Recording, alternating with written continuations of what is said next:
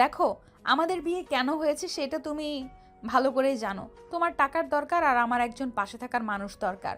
এই নাও, এখানে 10 লাখ আছে, আর যা লাগে পরে আমি দিয়ে দিব। ধন্যবাদ আপনাকে আমাকে এত বড় উপকার করার জন্য।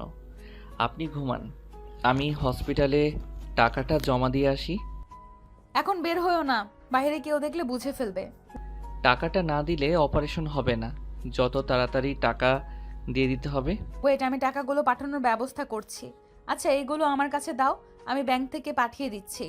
নদী আয়নের হাত থেকে টাকা নিয়ে লকারে রেখে দিয়ে কাউকে কল দিয়ে কথা বলতে লাগলো। আইন চুপচাপ সোফায় বসে থাকলো। কিছুক্ষণ পর কথা বলা শেষ করে খাটে এসে বসলো নদী। বসে আয়নের দিকে তাকিয়ে পড়ল। কথা বলেছি, তুমি ঘুমাও। চিন্তা করো না, অপারেশন ঠিকভাবেই হয়ে যাবে। আর আল্লাহর উপরে ভরসা রাখো। আচ্ছা, আপনার ছেলে মেয়ে আমাদের কিভাবে নিবে? তোমাকে ওইসব নিয়ে ভাবতে হবে না, তুমি ঘুমিয়ে যাও। আচ্ছা, আপনিও ঘুমান। আইন সোফায় পাঞ্জাবি ঠিক করে ঘুরে শুয়ে পড়ল। ডিম লাইট জ্বালিয়ে একপাশ হয়ে শুয়ে পড়ল। নদীর চোখের কোণায় পানি গড়িয়ে পড়তে লাগলো। আইন ঘুরতেই দেখতে পাই নদী তাকিয়ে আছে উপরের দিকে। আইন ওইদিকে পাত্তা না দিয়ে চোখ বন্ধ করে ঘুমিয়ে গেল। সকালে ঘুম ভাঙলে দেখে নদীর ড্রেসিং টেবিলের সামনে ভেজা চুল হেয়ার ডাই করছে। আইন সোফা থেকে উঠে নদীকে বলল, আমি কি অফিসে যাব নাকি হসপিটালে যাব? হসপিটালে যাও, তোমার আম্মুর অপারেশন। আর আমাকে আপডেট জানাও, আমার একটা মিটিং আছে তো, তাড়াতাড়ি যেতে হবে। আচ্ছা। আইন উঠে ওয়াশরুমে চলে গেল। গোসল করে বাহিরে তোয়ালে পরে আসলে দেখে সামিরা বসে আছে। আইনকে দেখে রেগে ফুলদানি ঢিল মেরে বলে, এই, তুই আমাকে বিয়ে করলি কেন? তোর কি জ্ঞান নাই? তুই কোন হিসেবে মায়ের বয়সী মহিলাকে বিয়ে করলি? আমার বডিগার্ড ছিলি, সেখান থেকে সোজা আমার হাজব্যান্ড হয়ে গেলি? আরে তোর রুচি এত জঘন্য কেন? আইন ফুলদানিটা টি টেবিলের উপর রেখে পড়ল। আপনার আম্মুকে দেখে কে বলবে ওনার আপনাদের মতো ছেলে মেয়ে আছে? ওনাকে দেখে মনে হয় না উনি 33 বছরের মহিলা, দেখে তো মনে হয় 20 বছরের যুবতী মেয়ে। আইনের কথা শুনে সামিরা রেগে আয়নের গালে থাপ্পড় মেরে বলে, বেয়াদব ছেলে, একজন মেয়ের সামনে মায়ের নামে এভাবে বর্ণনা করতে লজ্জা করে না? দেখেন, আপনার ব্যবহারে বোঝা যায় আপনি অনেক বুঝতার। তাই আপনার উচিত আপনার আম্মু যেভাবে ভালো থাকে সেইভাবে থাকতে দেওয়া।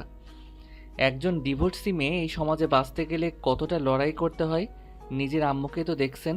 কতজনের বাজে কথা শুনতে হয় তাকে, কতজন কুনজরে তাকায়। আর এখন সে আমার স্ত্রী, এখন আশা করা যায় তার উপরে কারো আগের মতো নজর দিবে না। আর দিলে আমি তার চোখ তুলে ফেলবো। আমার কথায় যদি কিছু বুঝতে পারেন তাহলে ভালো, না বুঝলে কিছু করার নাই। আইন কথাগুলো বলে ব্যাগ থেকে শার্ট প্যান্ট বের করে ওয়াশরুমে চলে গেল। শার্ট প্যান্ট পরে বের হয়ে দেখে সামিরা চলে গেছে। আইন মাথার চুল ঠিক করে নিচে নামতে লাগলো। আয়নকে দেখে নদীর ছেলে নীরব এসে আয়নকে জড়িয়ে ধরে বলে, ভাইয়া, তুমি নাকি আমার আব্বু হয়ে গেছো? তোমাকে কি করে ডাকবো বুঝতে পারছি না। ভাইয়া বাদে যা ইচ্ছে মন চাই ডাকো। আর তুমি স্কুলে যাও নাই? আপু স্কুলে যায় নাই, তাই আমি একা যাই নাই। চলো আমি স্কুলে রেখে আসি। নাস্তা করছো? নীরব আয়নকে কিছু বলবে, সাথে সাথে সামিরা টান দিয়ে নীরবকে বলল, নীরব, খবরদার, ওর সাথে মিশলে তোর খবর আছে। চল, আমি স্কুলে নিয়ে যাচ্ছি। ভাইয়ের সাথে যাই না, সরি, মানে নতুন আব্বুর সাথে যাই। আপু তুমি তো আজ স্কুলে যাবে না বললে। নীরবের কথা শুনে সামিরা রেগে নীরবের গালে থাপ্পড় দিতে যাবে, সাথে সাথে আইন নীরবকে ওইখান থেকে সরিয়ে দিল। সামিরার থাপ্পড় আইনের গালে পড়ল। নীরব ভয় পেয়ে গেল। সামিরা রেগে পড়ল, আমাদের মাসে এসেই গেছোস, ভালো করেছো।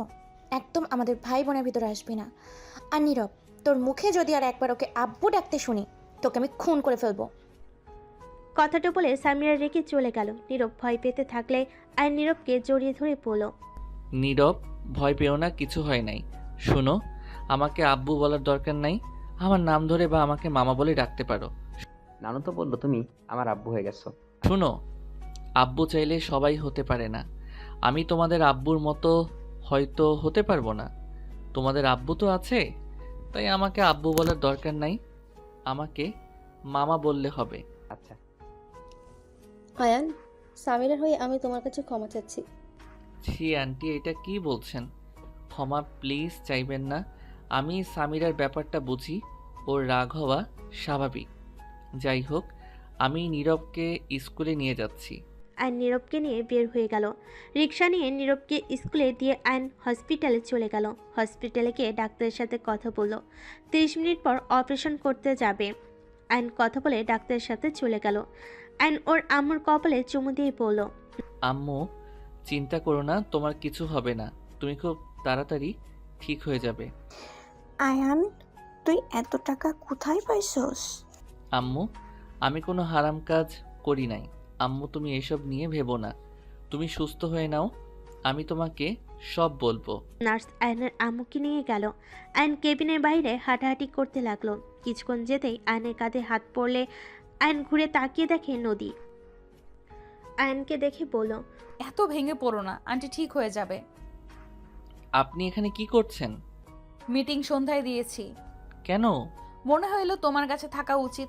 তুমি ছোট একটা ছেলে, মনে হইলো তোমার পাশে থাকা উচিত, তাই চলে আসলাম। ম্যাম, আপনি অনেক ভালো। আমি ভালো না। আমি ভালো হইলে কখনোই তোমাকে ফাঁদে ফেলে বিয়ে করতাম না। না ম্যাম, হুট করে আমাকে কেন এতগুলো টাকা দিতেন? আর এখানে আপনি আমার স্ত্রী, যেখানে আপনার সাথে আমার একটা সম্পর্ক যোগ হয়েছে, সেই ভিত্তিতে টাকা দিয়েছেন। এখানে নিজেকে খারাপ ভাবার প্রয়োজন নাই। নদী কিছু বলল না। অনেকক্ষণ পর দুজন বসে থেকে ডাক্তারকে বের হতে দেখে আইন দৌড়ে ডাক্তারের কাছে গেল।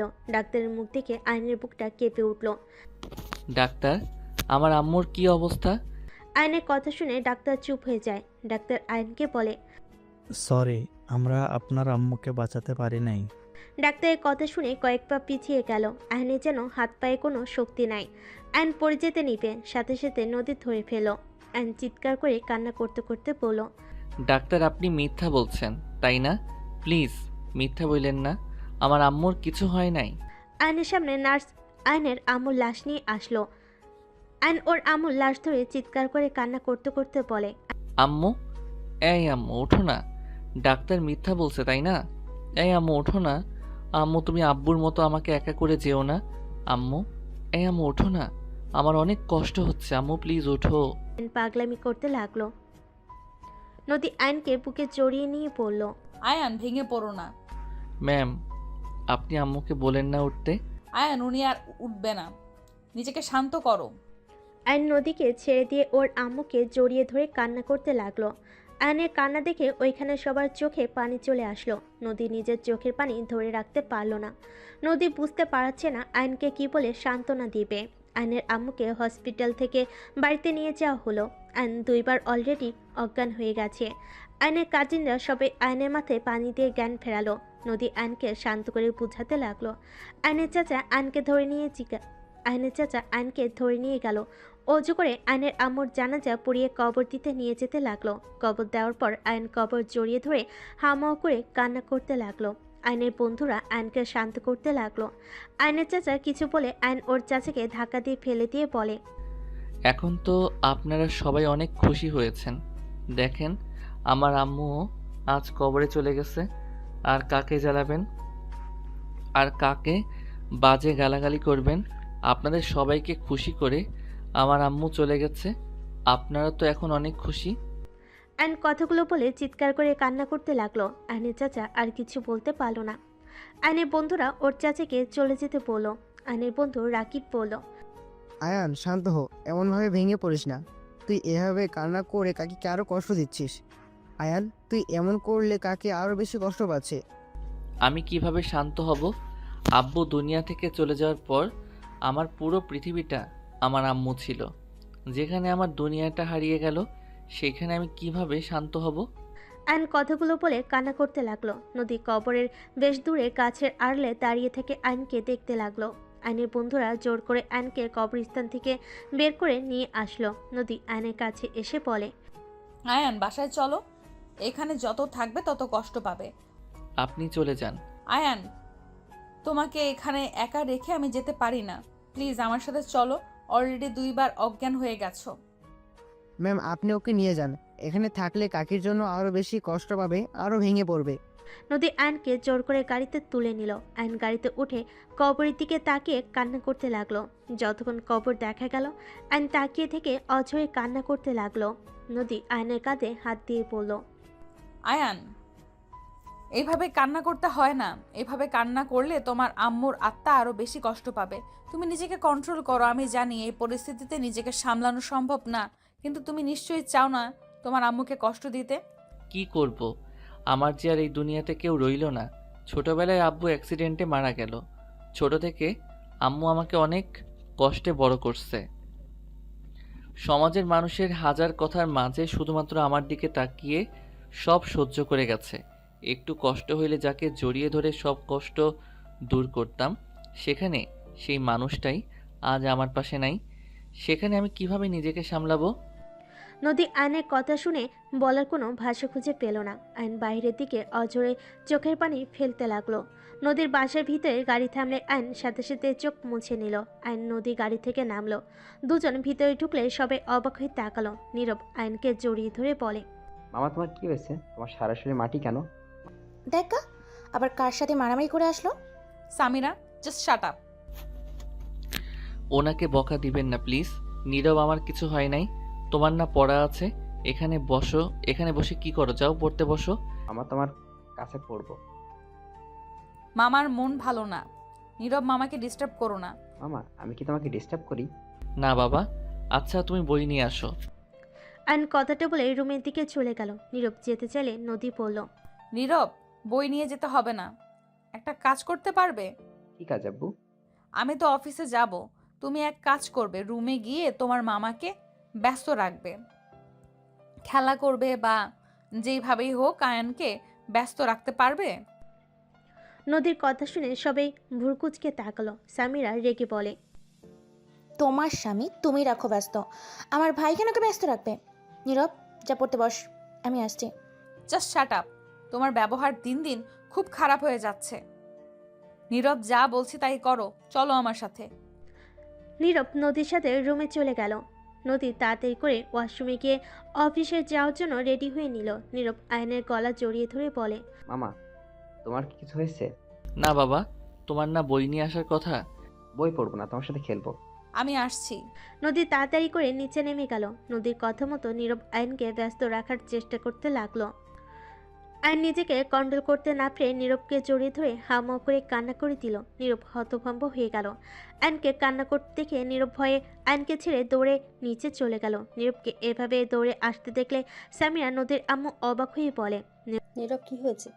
এভাবে দৌড়ে আসলে কেন? নানু মামা অনেক রান্না করছে। আমি বুঝতে পারছি না, মামা আমাকে জড়িয়ে হাওমাও করে কান্না করছিল। নীরবের কথা শুনে দুজনেই অবাক হয়ে গেল। দুজন সিঁড়ি ভেঙে নদীর রুমে চলে গেল। আয়নকে ফুলের অজ্ঞান হয়ে পড়ে থাকতে দেখে সামিরা নদীর আম্মু দৌড়ে গিয়ে আয়নকে তুলে দেখে আয়নের নাক বয়ে রক্ত ঝরছে, কপালে ফুলে গেছে। দুজন ধরে তাড়াতাড়ি করে খাটে শুইয়ে দিল। তারপর ভিতরে নদী রুমের ভিতরে আসলো। দৌড়ে আয়নের কাছে গিয়ে পড়ল। আয়ান, এই আয়ান, আয়ান। আম্মু, ওর নাক দিয়ে রক্ত পড়ছে কেন? নীরব বলল, আয়ান নাকি ওকে জড়িয়ে ধরে কান্না করছিল। ওই ভয়ে নিচে গিয়ে আমাদের বলে আমরা রুমে এসে দেখি ওই ফ্লোরের ওপরে পড়ে আছে। তুলে দেখি নাক দিয়ে রক্ত পড়ছে। সামিরা, পানিটা দে তো।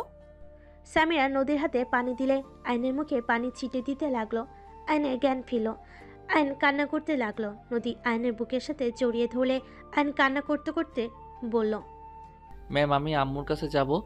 ম্যাম আমাকে আম্মুর কাছে দিয়ে আসেন। আমার অনেক কষ্ট হচ্ছে। আমি আম্মুকে ছাড়া থাকতে পারছি না। ম্যাম আমাকে আম্মুর কাছে দিয়ে আসেন না। আয়নের কথা শুনে নদী নিজের চোখের পানি ধরে রাখতে না পেরে বলল, আয়ান, এটা কখনোই সম্ভব না। পাগলামি করো না। ওই চলে যেতে চাচ্ছে, তুমি দিয়ে আসলেই তো পারো। কার কাছে দিয়ে আসবে? হ্যাঁ, কেন ওনার আম্মুর কাছে উনি থাকতে পারবে না? দিয়ে আসলেই তো পারো। ওইটা কখনোই সম্ভব না। কেন সম্ভব না আম্মু? তুমি মামাকে রেখে আসো। তোমার কাছে না ঘুমালে আমার কেমন কষ্ট হয়।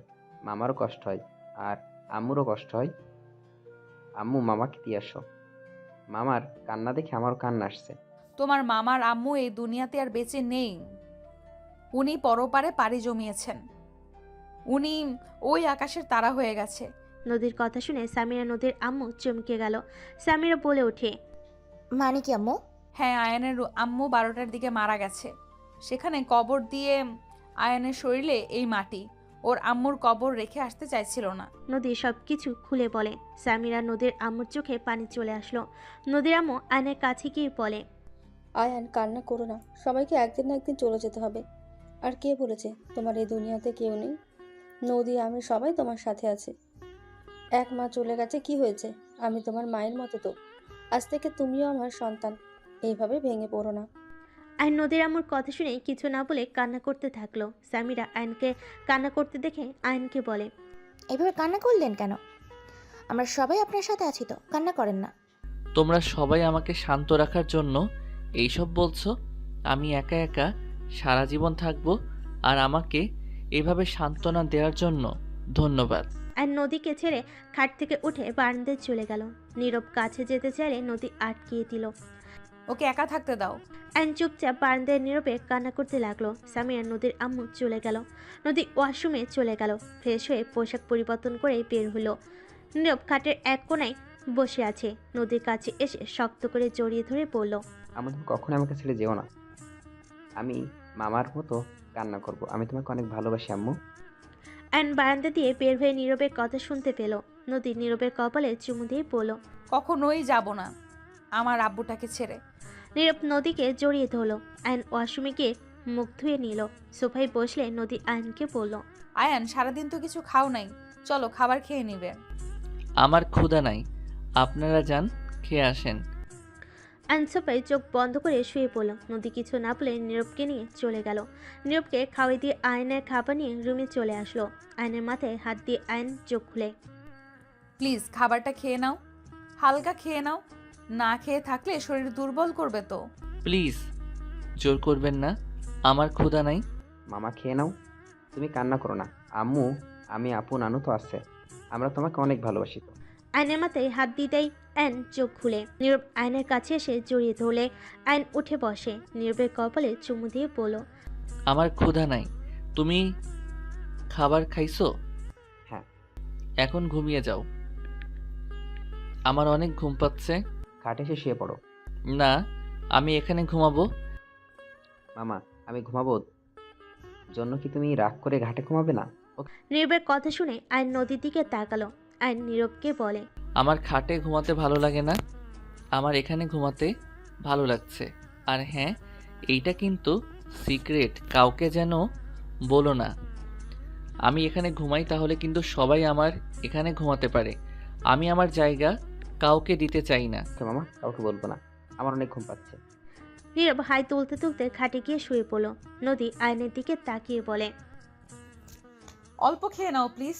প্লিজ জোর করেন না, আপনি একজন স্ত্রীর মতো ব্যবহার করছেন, ব্যাপারটা আমার ভালো লাগছে না। আয়নের কথাই নদীর কিছুটা খারাপ লাগলো। নদী আর কিছু না বলে খাবার টি টেবিলের উপর রেখে দরজা লাগিয়ে দিয়ে এসে লাইট অফ করে ডিম লাইট জ্বালিয়ে শুয়ে পড়লে নীরব নদীকে জড়িয়ে ধরে। নদী নীরবের মাথায় হাত বুলিয়ে দিল। নীরবের কপালে চুমু দিয়ে ঘুমিয়ে পড়ে। 5 দিন পর। আয়ান, এভাবে না খেয়ে থাকলে তোমার শরীর দিন দিন খারাপ হয়ে যাচ্ছে। আয়ান, বাস্তবতা মেনে নাও।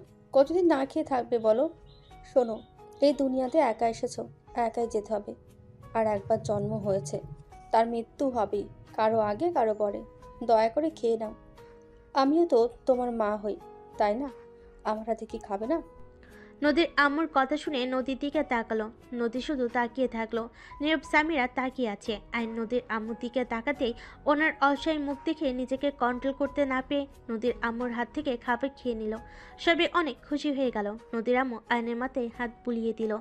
আইনকে খাওয়াই দিতে লাগলো আর বলতে লাগলো, এই তো গুড বয়। আরে, 1 মা গেছে তো কি হয়েছে? আরেকটা মা তো আছে, তাই না?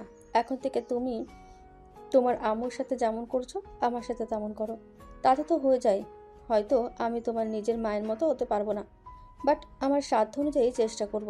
নদীর আম্মুর কথা শুনে আইন নদীর আম্মুকে বলল। আপনাকে একটু জড়িয়ে ধরতে পারি? নদীর আম্মু অবাক হয়ে বলল, হ্যাঁ ধরো, অনুমতি কেন নিচ্ছ?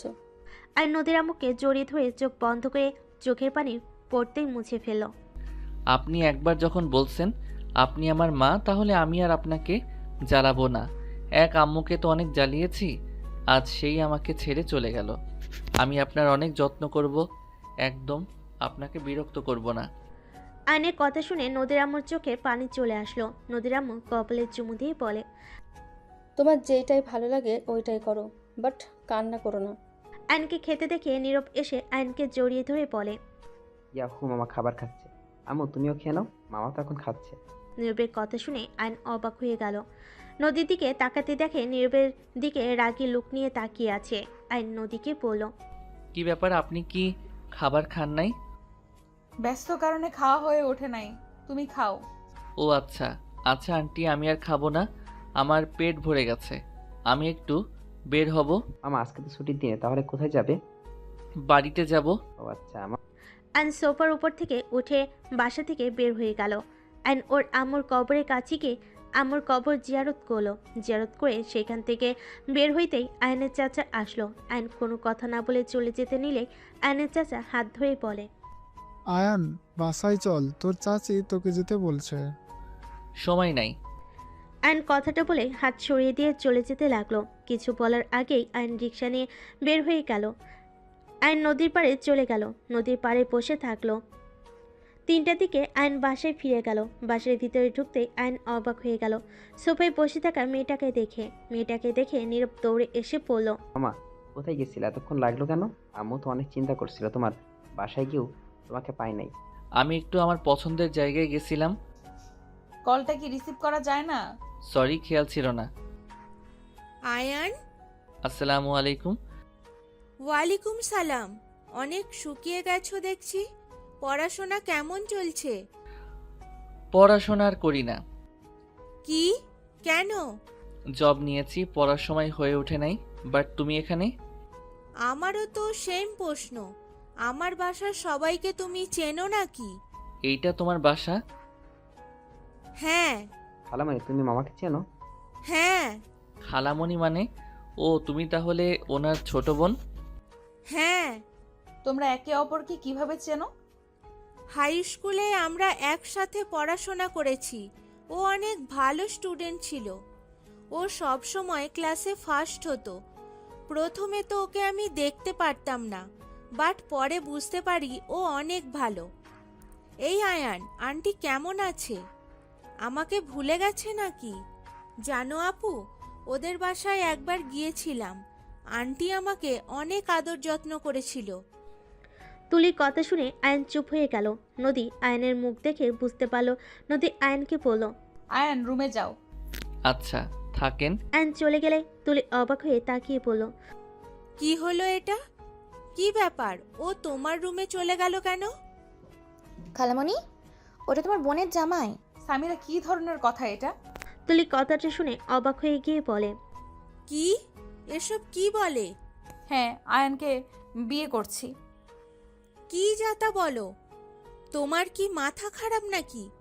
আয়ান আর তোমার বয়সের কত পার্থক্য? তোমার বয়স 33 আর ওর বয়স 19। কতটা বয়সের পার্থক্য? পাগল হয়ে গেছো নাকি? কি, আমার তো 15। আমার 4 বছরের বড়। তাহলে খালামণি তুমিই বলো কেন আমি রেগে যাই? আমি ওকে কোন হিসেবে বাবা বলে ডাকবো বলতে পারো? এখন তুমিই বলো, কেন তোমার বোনের সাথে খারাপ ব্যবহার করি? আম্মু, তুমি এটা কিভাবে মেনে নিলে? তোমার মেয়ে যা মনে চাইবে তাই করবে নাকি? ওর এত বিয়ে করার শখ থাকলে রাতুল ভাইকে বিয়ে করলে কি সমস্যা হতো? আমার ব্যক্তিগত ব্যাপারে তোরা কথা বল, এটা আমি চাই না। আমার যেটা ভালো লাগবে আমি তাই করব। আপু, তুই 2 বাচ্চার মা। তোর সাথে ওর কখনোই যায় না। নিজে তো ভেবে দেখ। ছি, ভাবতেই ঘৃণা হচ্ছে। আয়ান তো আমার 1 বছরের ছোট। মানুষজন জানলে কি বলবে? আমি কারোর কথা কানে দেই না। মানুষের মুখ আছে বলবেই, এখানে আমি কি করব? নদীর কথা শুনে তুলির রাগে সামনে থাকা গ্লাস ছুঁড়ে মেরে বলে, তোর এসব উজানি কথা বলার জন্য সংসার করতে পারলি না, আবার হাঁটুর বয়সে ছেলেকে বিয়ে করছস? কোনো কাণ্ডজ্ঞান কি নাই তোর? সব সময় খালি আমাদের মাথা হেট করে দিস।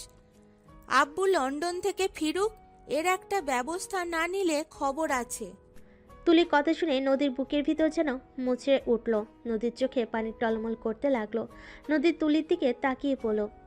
তুই এটা আমাকে বলতে পারলি? হ্যাঁ বলতে পারছি। এই ন্যাকা কান্না করবে না তো? নদী আর এক মুহূর্ত ওইখানে দাঁড়িয়ে থাকতে পারল না, দৌড়ে রুমে চলে গেল। তুলির আগে নিজের রুমে চলে গেল। অ্যান বারান্দায় বসেছিল। নদীর রুমে এসে সোজা ওয়াশরুমে গিয়ে শাওয়ার ছেড়ে দিয়ে কান্না করতে লাগলো। অনেকক্ষণ বসে থাকতে হঠাৎ নীরবের কান্নার শব্দ পেয়ে আয়ান বারান্দা থেকে বের হয়ে দেখে নীরব ওয়াশরুম থেকে কান্না করে বলছে। আম্মু ওঠো না। আম্মু তুমি তো কাঁদছো। নীরবের কথা শুনে আয়ন ওয়াশরুমে গিয়ে দেখে নদী দুই হাত হাঁটু জড়িয়ে ধরে চুল ছেড়ে দিয়ে কান্না করছে। হাতের লোমগুলো দাঁড়িয়ে গেছে। আয়ন নদীর কাছে গিয়ে শাওয়ার বন্ধ করে বলল, আপনি এসব কি করছেন? এই সময় এইভাবে ভিজছেন কেন? আর কি হয়েছে, কান্না করেন কেন? মামা আম্মুকে ধরো না। খালামণি আম্মুকে বকা দিয়েছিল। আম্মু অনেক কষ্ট পেয়েছে। আম্মু কষ্ট পেলে এমন করে। আম্মু জ্বর আসবে আবার। মামা ধরে নিয়ে চল না। আমি তো নিতে পারছি না। নীরবের কথা শুনে আয়ন বলল। তুমি সরো, আমি নিয়ে যাচ্ছি। নীরব সরে দাঁড়ালে আয়ন নদীর শরীরে হাত দেওয়ার সাহস পাচ্ছিল না। তারপর ভয়ে ভয়ে বলল, ক্ষমা করবেন, প্লিজ উঠেন। নীরব কান্না করছে তো। আয়ান নীরবকে নিয়ে যাও প্লিজ, আমাকে একা থাকতে দাও। নদী আবার শাওয়ার ছাড়তে যাবে। আয়ন সাথে সাথে নদীর হাত ধরে পাজা কোলে তুলে নিল। নদী নামিয়ে দিতে বলতে লাগলো। আয়ন নদীর কোনো কথা না শুনে রুমে নিয়ে আসলো। নদী ঠান্ডায় কাঁপছে। আয়ন নীরবকে বলল। তোয়ালেটা দাও। নীরব তোয়ালেটা দিলে আয়ন নদীর মাথার পানি মুছে চুল বেঁধে দিল। আরেকটা তোয়ালে দিয়ে হাত মুছতে গেলে রুমে সামিরা তুলি এসে এই অবস্থা দেখে বলে, ছি, ছেলের সামনে এভাবে থাকতে লজ্জা করছে না? দিন দিন বেহায়া হওয়া বন্ধ করো। নীরব যাও, আপুর রুমে যাও। এখানে কি করছো? তুলির কথা শুনে আয়ন সাথে সাথে নদীর কাছ থেকে সরে বলে, তুলি, উনি তোমার বড় বোন, এভাবে কথা কেন বলছো? চুপ, একদম চুপ। আমাকে ভদ্রতা শিখাতে আসবে না। এই, তুমি কোন হিসাবে আমার বোনকে বিয়ে করলে? তোমার আম্মুকে তো ভালো মানুষ ভেবেছিলাম। সে কিভাবে তোমাকে আপুর সাথে বিয়ে দিল? কেন, ওনাকে বিয়ে করাতে কি সমস্যা হয়েছে? আমার ভালো লাগছে, বিয়ে করেছি, এতে সমস্যা কোথায়? সমস্যা কোথায় মানে? তুমি এত নির্লজ্জ হয়ে গেছো। ও তোমার থেকে 14 বছরের বড়। ওর সাথে তোমার কিভাবে যায়? মানুষের রুচি বলে তো কথা আছে। তাতে সমস্যা কি? উনি আমার 200 বছরের বড় হোক, তাতে সমস্যা কোথায়? আমাদের একটা পরিচয়, আমরা স্বামী স্ত্রী। যেখানে ভালোবাসা থাকে সেইখানে বয়স বড় বিষয় না। একে অপরকে বুঝতে পারা, একে অপরের পাশে থাকাটাই বড় কথা।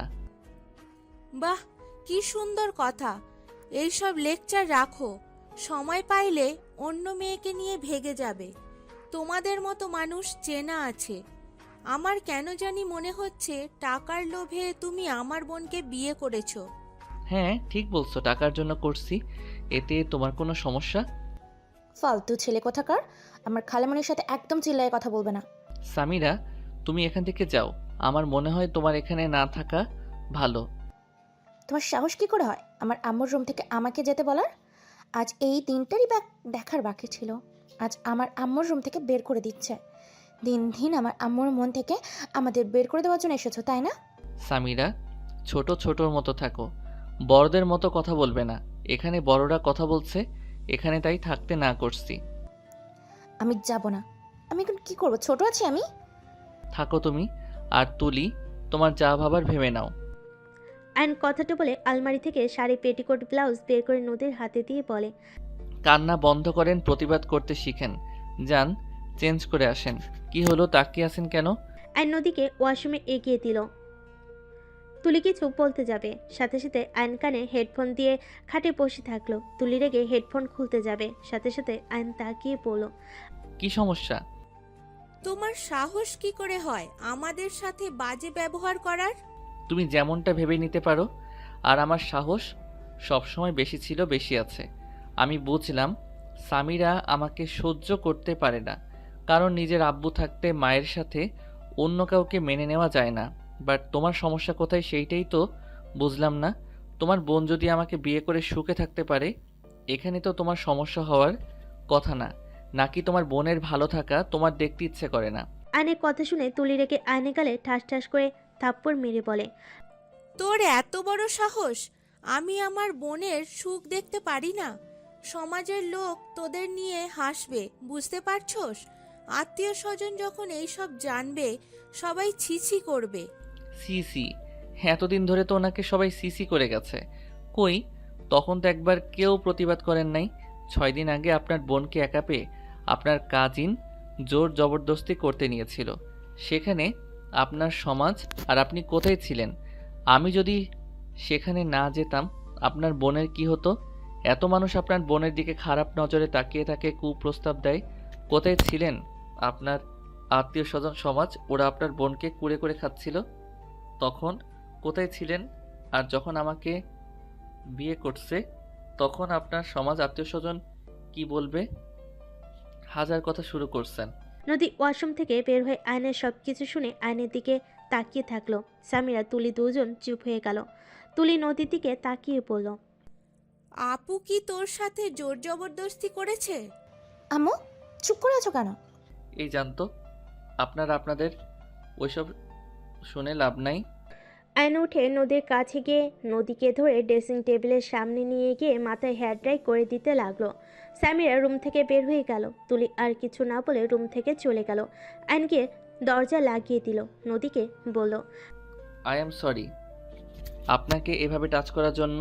আর আমি সামিরার সাথে খারাপ ব্যবহার করতে চাই নাই। আমি চাচ্ছিলাম না এইসব বিষয় সামিরা থাক। যতই হোক উনি আপনার মেয়ে। তুমি ছোট হইলে অনেক বুঝতার। আর ধন্যবাদ আমার পাশে এভাবে থাকার জন্য।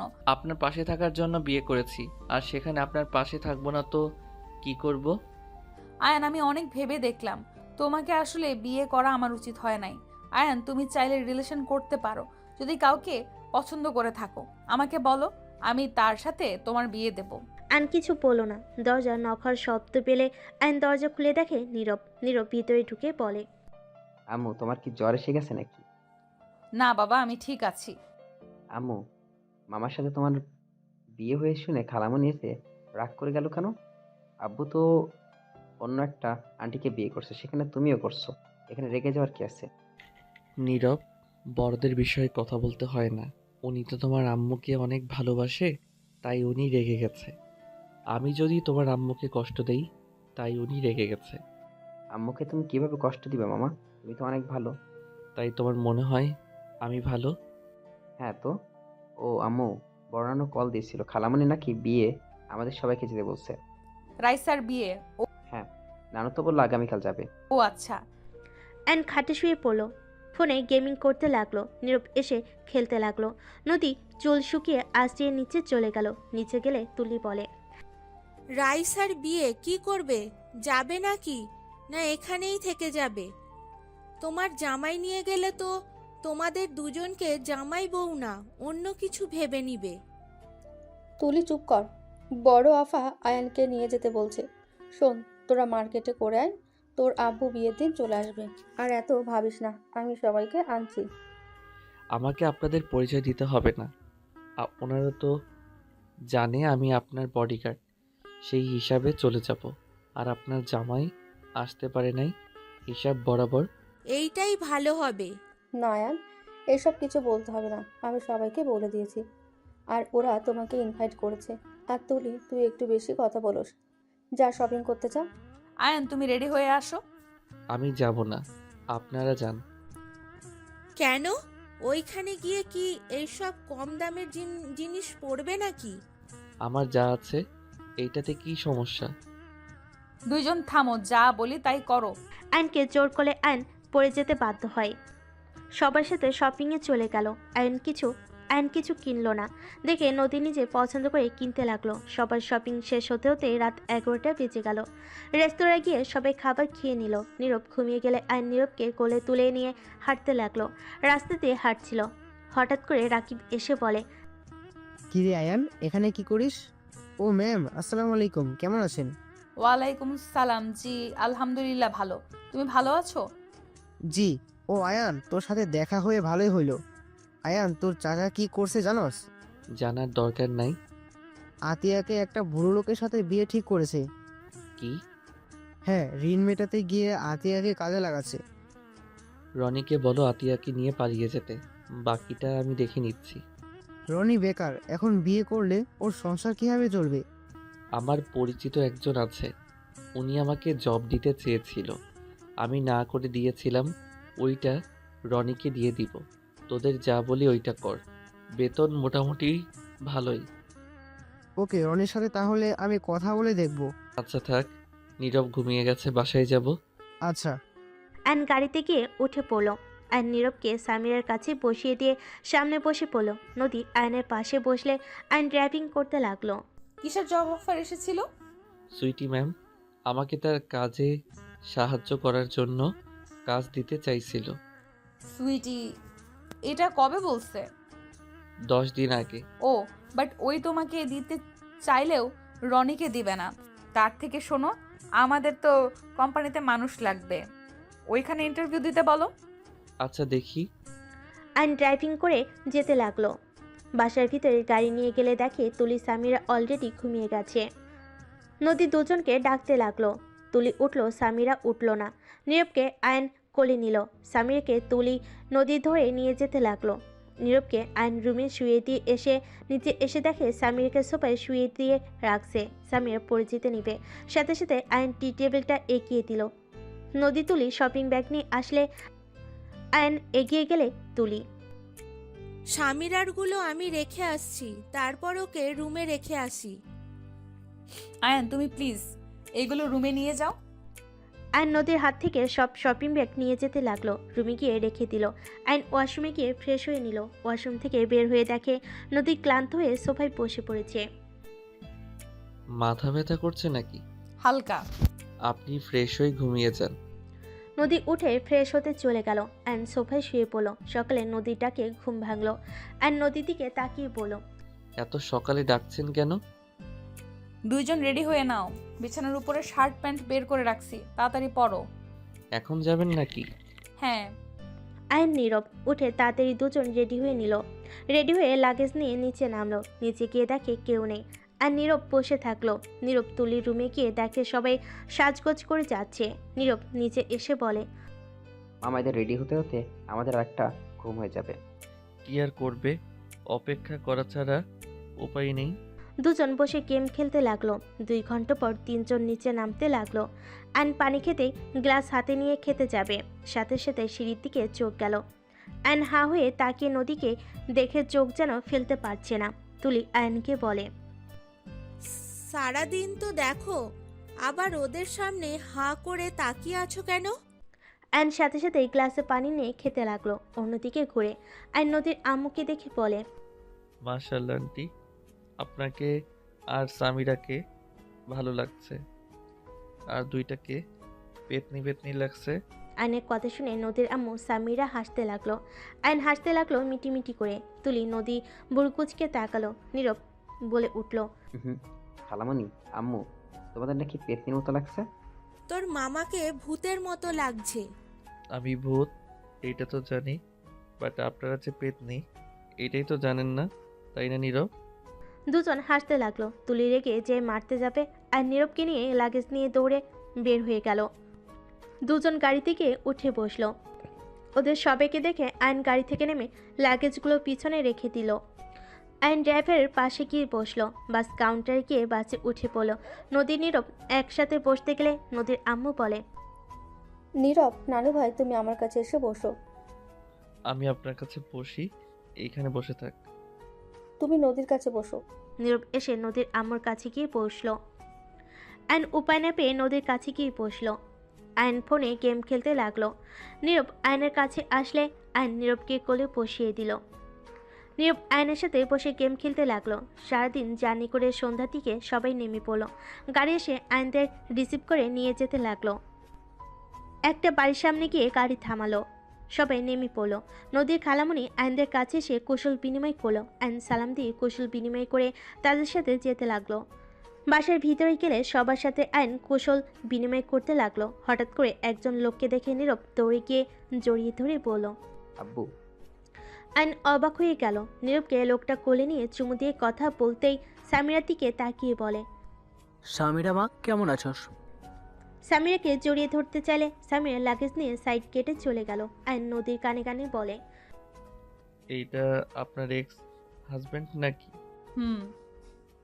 নদীর এক্স হাজবেন্ড রায়হান কাছে এসে নদীর আম্মুকে সালাম দিল। তুলি কেমন আছোস? ভালো ভাইয়া, তুমি কেমন আছো? কি ব্যাপার, ভাবিকে দেখছি না? এই মনে হয় রুমে আসে। ও আচ্ছা, থাকো, আমিও যাই। নদী রায়হানের দিকে না তাকিয়ে অন্যদের সাথে কথা বলতে লাগলো। নদীর খালামণি বলে, নদী, জামাইকে নিয়ে রুমে যা। এইভাবে কতক্ষণ দাঁড়িয়ে থাকবে? নদী আয়নের হাত ধরে নিয়ে যেতে লাগলো। নদী কিছু আত্মীয় স্বজন হাসতে হাসতে বলে, আফা, নদীকে কার সাথে বিয়ে দিয়েছ? এ তো ছোট্ট একটা বাচ্চা ছেলে, দেখে মনে হয় ভাই বোন। কথাগুলো বলে হাসতে লাগলো। রায়হান কথাগুলো শুনে চলে গেল। নদীর আম্মু বলে ওঠে, ছোট হলে আমার মেয়ের জামাই অনেক বুদ্ধিমান আর অনেক ভালো। আমার মেয়ে যার সাথে সুখে থাকবে তার সাথে বিয়ে দিয়েছি। একজন বলে ওঠে, কতবার বললাম আমার ছেলের সাথে নিতে চাইলাম, তোর মেয়ে তো রাজি হলো না। আর কচি ছেলে দেখে একদম বিয়ে করে ফেললো, আমাদের দাওয়াতও দিলি না। নদীর খালামণি বলে, দেখেন, এইসব কথা বাদ দেন। ওদের সমস্যা না হইলে আপনাদের সমস্যা থাকার কথা না। নাহিদা, তুই রুমে যা। নদীর আম্মু আর কিছু না বলে চলে গেল। এদিকে আয়ন নদীর রুমে গেলে আয়ন বলে, আপনার স্বামী এখানে কি করে? ওই আমার মেছো খালামণির ছেলে। ও আপনার কাজিন ছিলেন? হ্যাঁ আয়ান, ওর বিষয়ে প্লিজ আর কিছু জিজ্ঞেস করো না। ওকে। ওইদিকে ওয়াশরুম ফ্রেশ হয়ে নাও, আমি একটু আমার বোনদের সাথে দেখা করে আসি। নদী চলে গেল। হঠাৎ রায়হানের সাথে দেখা হলে রায়হান বলে ওঠে, কোচি জিনিস থেকে লোক সামলাতে পারো নাই না কে? একেবারে কোচি ছেলেকে বিয়ে করে ফেললে। নীরব, তুমি তোমার মামার কাছে যাও। আব্বু, কোচ জিনিস কি? কোচি জিনিসটাই কি তোমার আম্মু ভালো বলতে পারবে। নীরব, তোমাকে যেতে বলছি না? নদীর কথা শুনে নীরব নেমে চলে গেল। রায়হান নদীকে আরো বাজে কথা বলে রায়হানের গালে নদী থাপ্পড় মেরে বলে, তোর মন কোনোদিন ঠিক হবে না। যেমন আগে নোংরা মানসিকতা ছিল, এখনো সেইম আছে।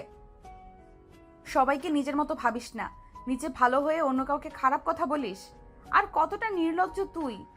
কতবার বলছি আমার সাথে কথা বলবি না, কিন্তু তুই একবারই কথা বলতে আসোস।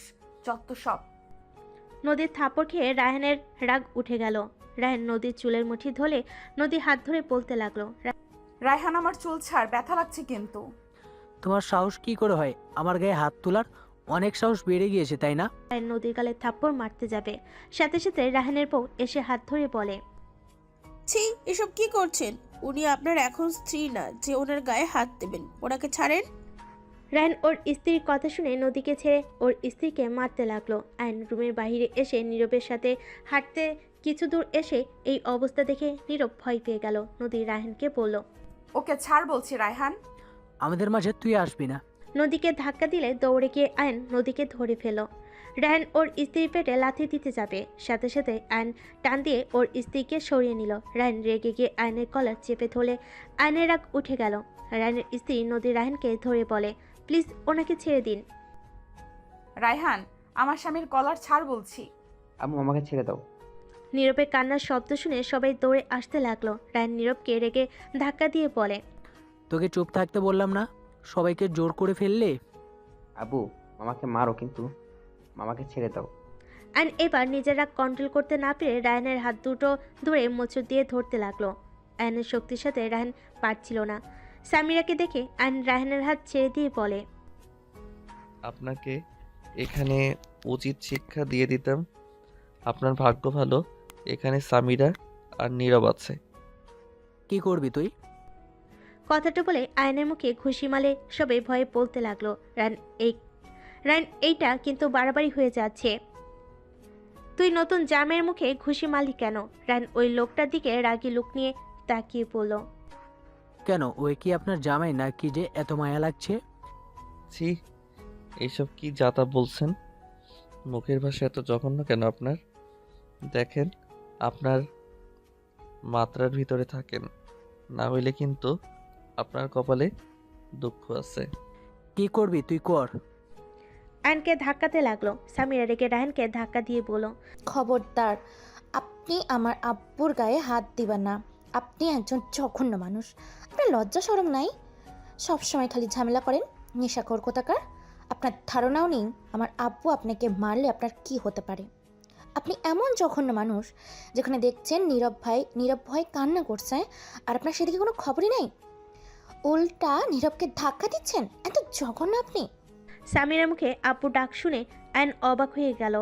রায়ন রেগে চিল্লায়ে বলল, আমি তোর আব্বু হই না? দেখ স্বামীরা, এখান থেকে সর। তোর মা তো একটা বেশ্যা, আর তুই সেই মাকে সাপোর্ট করস? রায়নের কথা শুনে আয়নের আর সহ্য হলো না। আয়ন রেগে নীরবকে বলল, নীরব, আমার রুমে যাও। আমার ফোনটায় গেম চালু আছে কিনা দেখো তো। নীরব চলে গেলে আয়ন রেগে রায়হানের সামনে এসে রায়হানের কলা ধরে একের পর এক ঘুষি দিতে দিতে বলতে লাগলো, আপনার সাহস কি করে হয় আমার স্ত্রীকে বাজে কথা বলার? আমি আপনার মুখ ভেঙে ফেলবো। রায়হান আয়নের সাথে পেরে ওঠে না। আয়ন একের পর এক ঘুষাতে লাগলো। নদী রায়হানের স্ত্রী আয়নকে ঠেকানোর চেষ্টা করতে লাগলো। রায়হানের মুখ দিয়ে রক্ত ঝরতে লাগলো। স্বামীরা কান্না করতে করতে চলে গেল। কিছুজন বলতে লাগলো, ঠিক হয়েছে, এই হলো স্বামী, নিজের স্ত্রীর নামে খারাপ কথা বলবে, তাকে ছেড়ে দেওয়া একদম ঠিক না। নদী লোকটার কথা শুনে থমকে গেল। আয়নের দিকে তাকিয়ে দেখতে লাগলো। রায়নের স্ত্রী আয়নের পা ধরে বলে, আমি আপনার পায়ে ধরছি, আমার স্বামীকে ছেড়ে দিন। আয়ন রেগে ধাক্কা দিয়ে নিচে ফেলে বলে, দেখেন, এইটাই স্ত্রী। আপনি ওনাকে কি পরিমাণ মারলেন, আর উনি সেই আপনার কষ্ট সহ্য করতে না পেরে আমার পায়ে ধরছে। লজ্জা পাওয়া দরকার আপনার। আয়ন আরেকটা মারতে যাবে, রায়নের স্ত্রী থামিয়ে হাত জোর করলো। আয়ন না মেরে বলল, আপনাকে যদি আমার স্ত্রীর আশেপাশে দেখি একদম খুন করে ফেলবো, ফালতু কোথাকার। আয়ন কথাগুলো বলে ওইখান থেকে চলে গেল। সবাই রায়হানকে দেখে হাসতে হাসতে বলে, নদী, তোকে নিয়ে হাসাহাসি করছি, ক্ষমা করে দিস মা। তুই একজন যোগ্য ছেলেকে বিয়ে করছস। সবাই আয়নের অনেক প্রশংসা করতে লাগলো। নদী সবার কথা শুনে অনেক খুশি হতে লাগলো। নদী রায়হানকে বলল, সব জায়গায় ক্ষমতা দেখাতে হয় না, নিজেকে কি ভাবোস আল্লাহ ভালো জানে। আর দেখলি তো আমার স্বামী ছোট হলেও কতটা বুঝতার। তোর মতো জানোয়ার না। দেখ, ওর নিজের সন্তান না হওয়া সত্ত্বেও ওদের কথা ভেবে তোর সাথে সুন্দরভাবে সমাধান করতে চাইলো, আর তুই কিনা নিজেদের সন্তানের উপরে হাত তুলস। জঘন্য লোক একটা। নদী কথাগুলো বলে ওইখান থেকে চলে গেল। রুমে গেলে দেখে আয়ন নীরবকে বুকে জড়িয়ে ধরে বলতে লাগলো, আমি তো জানি নীরব বাবু অনেক সাহসী, তাহলে এখন কেন কান্না করছে? আরে বাবা শুনো, তোমার আব্বুর তো মাথা গরম, তাই তোমাকে ভুলে ধাক্কা দিয়েছে। তোমার আব্বু তোমাদের অনেক ভালোবাসে। রাগের মাথায় তো মানুষ কত কিছু করে। না আব্বু, আমাদের ভালোবাসে না। আব্বু অনেক পচা, তোমাকে মারছে। আব্বুর সাথে তো আর কথাই বলবো না আমি। দেখ, এমন কেউ বলে আব্বুরা পচা হয় না। রাগ উঠলে সবার মাথা খারাপ হয়ে যায়। দেখো, মাথা ঠান্ডা হইলে ঠিক তোমাকে আবার কাছে টেনে নিবে। আব্বু আমাকে ধাক্কা দিলে আমি যে নিচে পড়ে যেতাম। আমি তো আছি, তোমার কিছু হবে না। আব্বু কেন তোমার মতো হয় না মামা? কেউ কারো মতো হয় না বাবু। আচ্ছা শোনো, তোমার আপুর কাছে যাও। তোমার আপু মনে হয় কান্না করছে। নীরব আয়নের উপর থেকে উঠে নিচে নামলে নদীর সাথে সাথে লুকিয়ে পড়লো। নীরব বের হইলে নদীর রুমের দিকে বা আসার ভান করলো। নীরব ওর আম্মুকে কিছু না বলে চলে গেল। নদী আয়নের পাশে বসলে আয়ন চমকে যায়। আয়ন সরে যেতে চাইলে নদী আয়নকে বলল, বসো। কুত্তার বাচ্চা কত জোরে ঘুষি দিয়েছে, ঠোঁট কেটে রক্ত পড়ছে। নদী ওর শাড়ির আঁচল দিয়ে ঠোঁটের রক্ত মুছতে লাগলো। আয়ন নদীর দিকে অবাক হয়ে তাকিয়ে বলল, কি করছেন?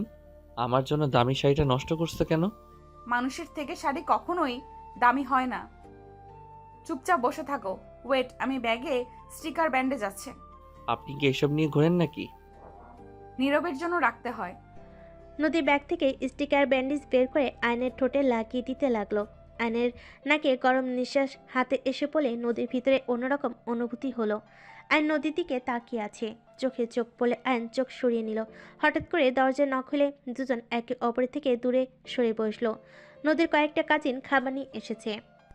টেবিল ওপর রাখতে রাখতে বলে, বাহ দুলা ভাই, আপনি দেখতে যেমন স্মার্ট তেমনই গুড লুকিং, তেমন ফাইটিংও তো ভালোই জানেন, একদম সিনেমার হিরোদের মতন। কথাগুলো বলে হাসতে লাগলো। আরেকজন বলে, ভাইয়া, আপনার কোনো ভাই নাই? না, কেন? মেয়েটা মন খারাপ করে বলে, না মানে তাহলে আমি একটু আপনার ভাইয়ের সাথে প্রেম করতাম। আপু তুমি আবার আমাদের মাঝে এসো না, আমরা দুলা ভাই শালিকা যা ইচ্ছা বলবো চুপ করে শুনবে। অনেক পাকনা হয়ে গেছস। নদীর কথা শুনে বলে, ওই একটু একটু যাই হোক ভাইয়া, আপু তোমাদের জন্য ফুপি খাবার দিয়েছে, খেয়ে নাও। আর সামিরা নীরব ওরা নিচে খেতে বসেছে, আর দুলা ভাই খাবার খেয়ে ছাদে আসেন, সবাই মিলে ওইখানে আড্ডা দিচ্ছে। আচ্ছা। মেয়েগুলো চলে গেল। নদী ওয়াশরুম গিয়ে হাত ধুয়ে এসে আয়নের খাবার দিল। আয়ন হালকা খাবার খেয়ে নিল। নদী আয়নের প্লেটে খাবার খেতে লাগলে আয়ন বলে, ম্যাম কি করছেন? আমার এটো কেন খাচ্ছেন? খাবার নষ্ট হবে, তাই এখান থেকে খাওয়া ভালো। তুমি ছাদে যাও, তোমার ভালো লাগবে। নীরব আসুক। নদী খাবার খেতে লাগলো। আয়ন আর চোখে মাঝে মাঝে নদীকে দেখে খেতে লাগলো। আয়ন নদীর চোখে চোখ পড়লে আয়ন চোখ সরিয়ে নিয়ে ফোনের দিকে তাকালো। নদী মুচকি হাসি দিয়ে খেতে লাগলো। খাওয়া শেষ করে হাত ধুয়ে নিল। নীরব এসে আয়নকে বলে, মামা তোমার খাওয়া হয় নাই? হয়ে গেছে। খালামণিকে তোমাকে যেতে বলছে, চলো। আয়ন নীরবের সাথে যেতে লাগলো। ছাদে গেলে দেখে তুলি সামিরা সবাই বসে আছে। আয়নকে দেখে কয়েকটা মেয়ে আয়নকে ধরে বসিয়ে দিল। নীরব আয়নের কোলে বসলো। সবাই বালিশ গেম খেলতে লাগলো। নীরব আয়নের কোলে বসে থেকে খেলতে লাগলো। সবাই মজা করে খেলতে লাগলো। লাস্টের দিকে সামিরা আর আয়ন খেলায় বাকি থাকে। দুজনের ভিতরে খেলা চলতে থাকে। আয়ন ইচ্ছা করে সামিরাকে জিতিয়ে দিলে সামিরা অনেক খুশি হয়ে নাচতে লাগলো। সামিরা খুশি দেখে আয়নের ভালো লাগলো। নীরব আয়নের উপর রাগ করে বলে, আব্বু তুমি এমন কেন করলে? আপুকে হারানো যেত। আরে অন্য গেমে আমরা ঠিক জিতবো। সবাই মিলে গেম খেলতে শুরু করে দিল। অনেক মজা করে খেলতে লাগলো। বড়রা এসে ওদের খেলা এনজয় করতে লাগলো। নদী একপাশে বসে ওদের খেলা দেখতে লাগলো। তুলি আয়নের মাঝে স্কিল দিয়ে মুখ দিয়ে মারার প্রতিযোগিতা চলছে। টিয়া চিটিং করতে গেলে নীরব কিছু বলে সবাই মুখ চেপে ধরে। সবাই হাসতে লাগলো।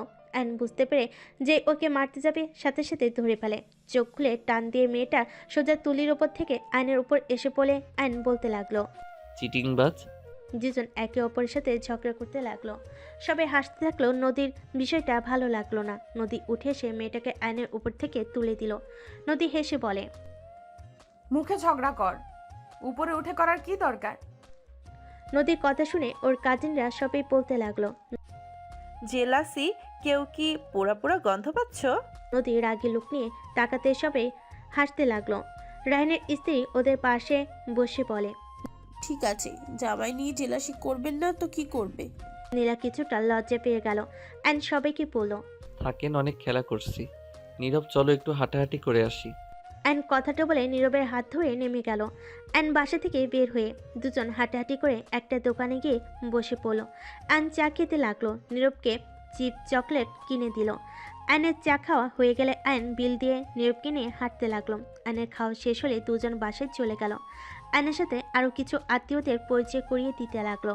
সবার সাথে কথা বলতে বলতে অনেক রাত বেজে গেল। অ্যান সবার সাথে অনেকটা মিশে গেছে। সবাই মিলে একসাথে খাবার খেতে বসলো।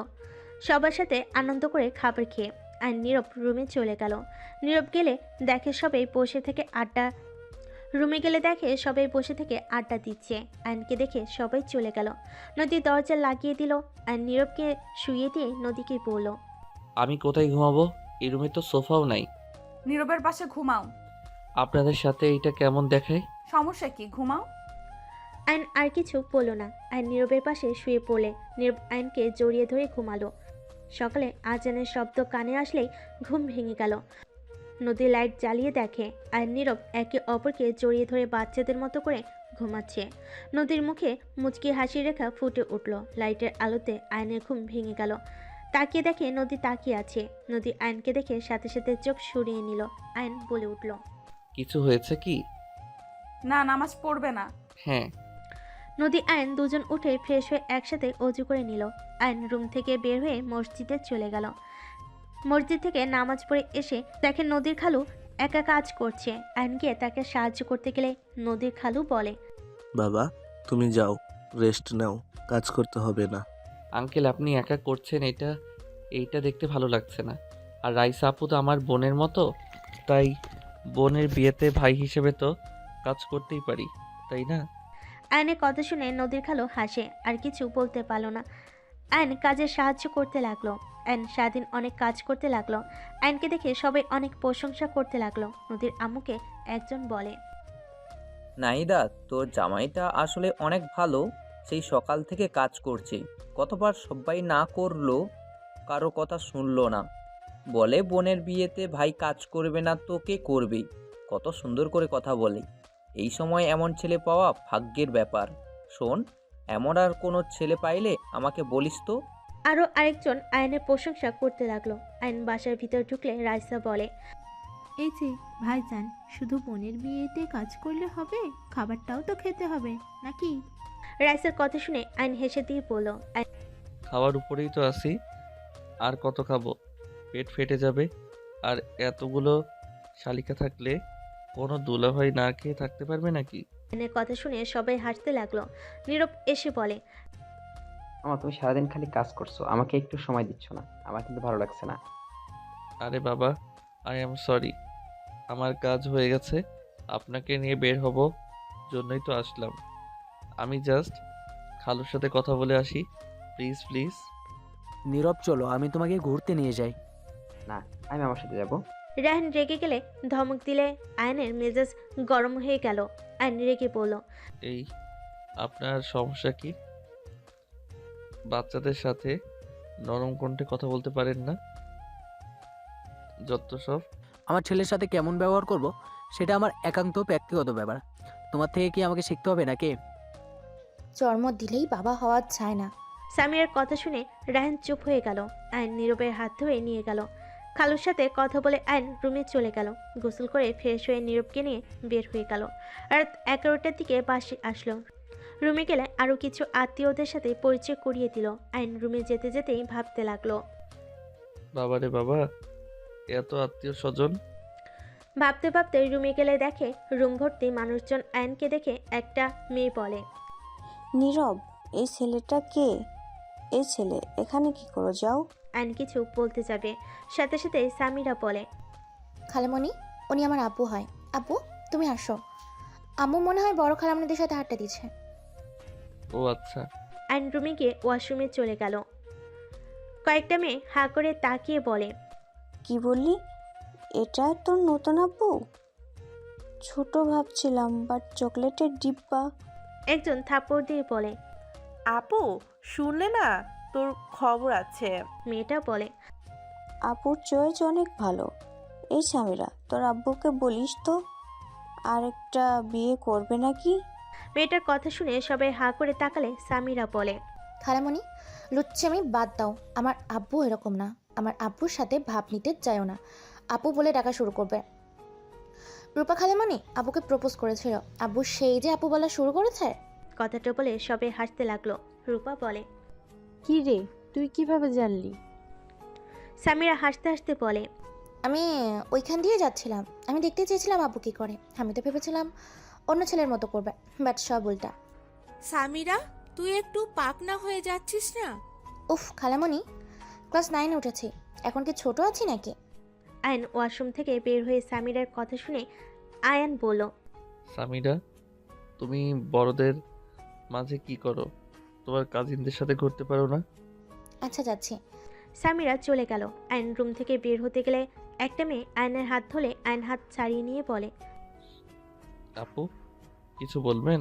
মেয়েটাও বলে, আমাদের সাথে আড্ডা দাও। কোথায় যাচ্ছ? আপনারা দেন, পরে কথা হবে।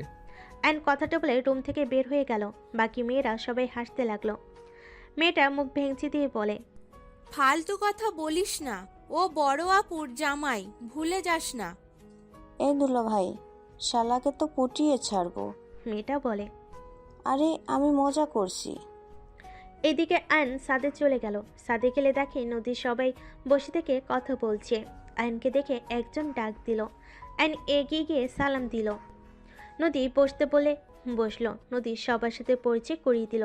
রায়হানের স্ত্রী এসে আয়নকে বলল, আয়ন, তোমাকে খালু ডাকছে। আয়ন নিচে চলে গেল। খালু রুমে গিয়ে কথা বলতে লাগলো। নদীর কাজিনদের সাথে মিলে সব কাজ বুঝিয়ে নিল। সবাই আয়নের সাথে পরিচয় হয়ে নিল। আয়ন সবার সাথে চলে গেল। রাত 12টার দিকে আয়ন রুমে গেলে দেখে খাটের উপর দিয়ে নিচ দিয়ে শুয়ে পড়ছে সবাই। নদী আয়নকে বলল, আয়ান এখানে শুয়ে পড়ো। কি বলছেন? আপু শুয়ে পড়ো, পরে এই জায়গার পাবে না কিন্তু, ছাদে গিয়ে ঠান্ডায় শুয়ে থাকতে হবে, সেই জায়গাও পাবে কিনা সন্দেহ। কি ভাবছো? আসো। নীরব কোথায়? ওর কাজিন নানিদের সাথে শুয়ে পড়ছে অন্য রুমে। ও আচ্ছা। আয়নের কিছুটা শরম লাগতে লাগলো। নদী কিছু কাজিনরা বলে, আরে তোলা ভাই এত লজ্জা কেন, শুয়ে পড়েন, বিয়ে বাড়িতে এমনই তো মজা। আইন উপায় না পেয়ে নদীর পাশে শুয়ে পড়লো। আরেকটা ছেলে এসে বলল, এখানে তো একটু জায়গা আছে, আমি দুলাভাইয়ের পাশে শুয়ে পড়লাম। ছেলেটা আয়ানের পাশে শুয়ে পড়লে, আয়ানের নদীর সাথে টাচ করলে আয়ান কিছুটা ভয় পেতে লাগলো। আয়ান একটু দূরে থাকার চেষ্টা করতে লাগলো। নদী আয়ানের ব্যাপারটা বুঝতে পেরে বলল, স্বাভাবিকভাবে সও। পাশের ছেলেটা বলে, এই দুলাভাই এমন করেন কেন? এমন করছেন মনে হয়। আপু আপনার বউ না, অন্য পরনারী বাসর করেন নাই নাকি যে এমন ভাব করছেন? ছেলেটার কথা শুনে আয়নের মেজাজ গরম হয়ে গেল। কি যাতা বলছেন? এখানে ভাগ্নি মেয়েরা আছে, চোখ দিয়ে দেখে কথা বলেন। আয়নের কথা শুনে ছেলেটার কিছুটা লজ্জা পেয়ে গেল। সামিরা নদীকে জড়িয়ে ধরে ঘুমালো। নদী সামিরার মাথায় হাত বুলিয়ে দিতে লাগলো। আয়ন ছেলেটার দিকে ঘুরে শুয়ে থাকলো। সামিরা ঘুমিয়ে গেলে নদী আয়নের দিকে ঘুরে নিজের দিক করে শুয়ে দিল। আয়ন অবাক হয়ে গেল। নদী আয়নের হাতটা পেটের উপর রাখলো। আয়ন কেঁপে উঠল। কাঁথার নিচে এমন কাণ্ড দেখে আয়ন ঢোক গিলতে লাগলো। আয়নের দম যেন বের হয়ে যাওয়ার মতো অবস্থা। নদী আয়নের কানে ফিসফিস করে বলল, স্বাভাবিকভাবে ঘুমাও। আমি তোমার স্ত্রী, অন্য কেউ না যে এইভাবে দূরে দূরে থাকার চেষ্টা করবে। নদীর কথা শুনে অ্যান কিছুটা সাহস পেল। অ্যান আস্তে আস্তে বলল, আপনি রাগ করবেন না? রাগ কেন করব? পাশের ছেলেটা বলে, দেখ ফিসফিস করে করো না তো, ঘুমাতে দাও। আর দুলাভাই যান, বউকে জড়িয়ে ধরে ঘুমান, তাও ফিসফিস করেন না। অ্যানকে ধাক্কা দিলে অ্যান সোজা নদীর উপর গিয়ে পড়ে। নদীর কাছাকাছি আসতেই দুজনের নিঃশ্বাস ভারী হতে লাগলো। সামিরা নড়ে উঠল। অ্যান ঠিক হয়ে শুয়ে পড়ল। নদী আয়নের বুকে মাথা রেখে চোখ বন্ধ করে ফেলল। অ্যান যেন বরফের মতো জমে যেতে লাগলো। অ্যান অনেক কষ্টে ঘুমিয়ে গেল। সকালে ঘুম ভাঙলে আয়ান নদী একে অপরকে জড়িয়ে ধরে ঘুমিয়ে আছে। সবার হাসির শব্দ শুনে সামনের দিকে তাকালে দেখে সবাই উঠে পড়েছে, সাজগোজ করছে। সামিরাকে দেখে আয়ন বেশ লজ্জা পেয়ে গেল। তাড়াতাড়ি করে নদীকে সরিয়ে দিয়ে উঠে পড়ল। অ্যানকে এভাবে উঠতে দেখে সবাই হা হয়ে গেল। নদীর ঘুম ভেঙে গেল। অ্যান তাড়াতাড়ি ওয়াশরুমে গিয়ে ফ্রেশ হয়ে রুম থেকে বের হয়ে গেল। নদী তাড়াতাড়ি করে ওয়াশরুমে চলে গেল। অ্যান নিচে গিয়ে সবার সাথে বসে কথা বলতে লাগলো। নির্বেশে আয়না করে বসে পড়ল। সবার সাথে আড্ডা দিয়ে গায়ে হলুদ দেওয়ার জন্য সবার সাথে পাঞ্জাবি পায়জামা পরে রেডি হয়ে নিল। গায়ে হলুদের অনুষ্ঠান করা শেষ করে রাতে আয়ান নীরবের সাথে সবাই বসে আড্ডা দিতে লাগলো। এদিকে নদী একা রুমে বসে থেকে অফিসের কাজের ব্যাপারে কথা বলছিল।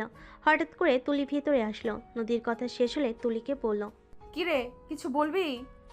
আপু, সত্যি করে বলবে, আয়ান আর তুমি কি একসাথে ঘুমাও না? হঠাৎ এই প্রশ্ন কেন? না মানে আমার কেন জানি গতকাল রাতে দেখে মনে হচ্ছে তুমি আয়ান একসাথে ঘুমাও না। আয়ান গতকাল রাতে অকওয়ার্ড ফিল করছিল। আপু, তোমরা কি বাসর করো নাই? আমি তোর বড় বোন, কি সব কথা বলস? আমি জানি, বাট আপু তুমি কি আয়ানকে নিজের থেকে সরিয়ে রাখো নাকি? দেখো আপু, আয়ান অনেক ভালো ছেলে। স্বামীরা নীরবকে নিজের সন্তানের মতো করে ভালোবাসে। ওইটুকু ছেলে সবকিছু কত সুন্দর করে মানিয়ে নিয়েছে, অথচ তোমাকে টাচ করার সাহস পায় না। রাতে স্পষ্ট আমি দেখেছি ওর চোখে মুখে ভয়ের ছাপ ছিল। দেখো আপু, আমি রাগের মাথায় সেই দিন তোমাকে অনেক কিছু বলেছি। আমি সেই তোমাকে বলছি, সময় থাকতে আয়ানকে নিজের করে নাও। ও ছেলে মানুষ, নিজেকে অনেকটাই কন্ট্রোল করে। সব সময় কিন্তু কন্ট্রোল থাকবে না। আশা করি আমার কথা বুঝতে পারছো। তুলি কথাগুলো বলে রুম থেকে বের হয়ে গেল। তুলির কথাগুলো কানে বাজতে লাগলো। নদী আয়নকে নিয়ে ভাবতে লাগলো। হঠাৎ করে আয়ন রুমে এসে দেখে নদী কিছু নিয়ে ভাবছে। আয়ন ফোনে চার্জ দিতে দিতে বলে, কিছু হয়েছে নাকি? সবাই উপরে আর আপনি এখানে একা কি করেন? আয়নের কথা শুনে ঘোর ভাঙলে।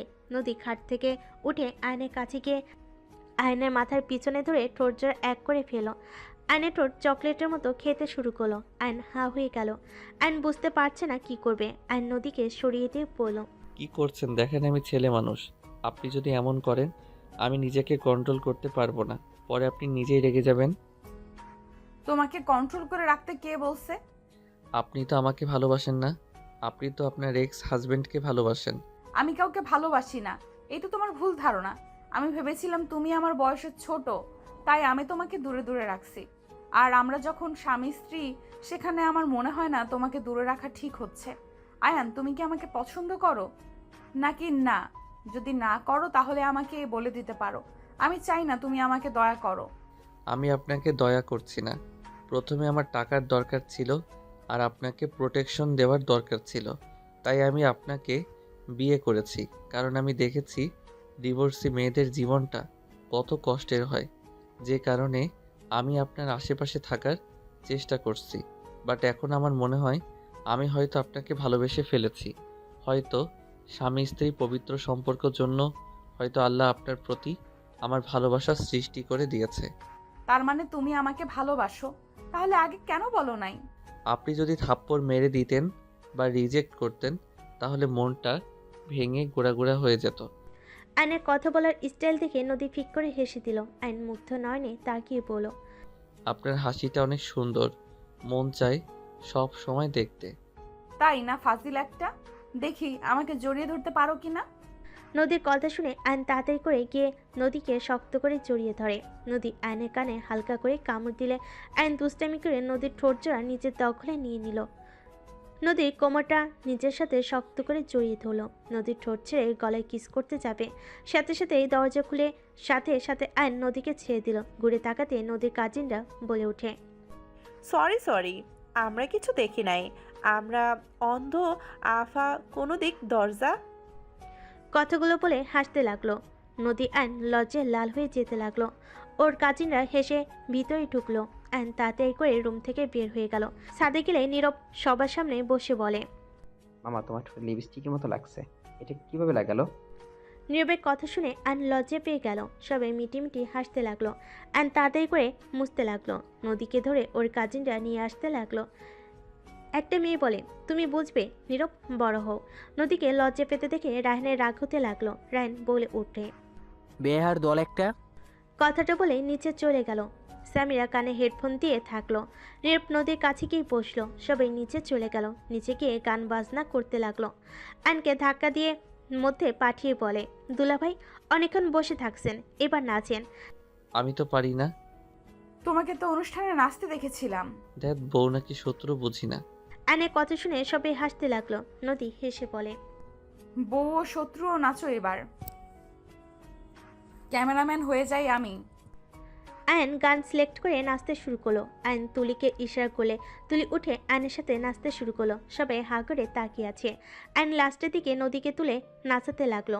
নদী লজ্জায় লাল হয়ে যেতে লাগলো।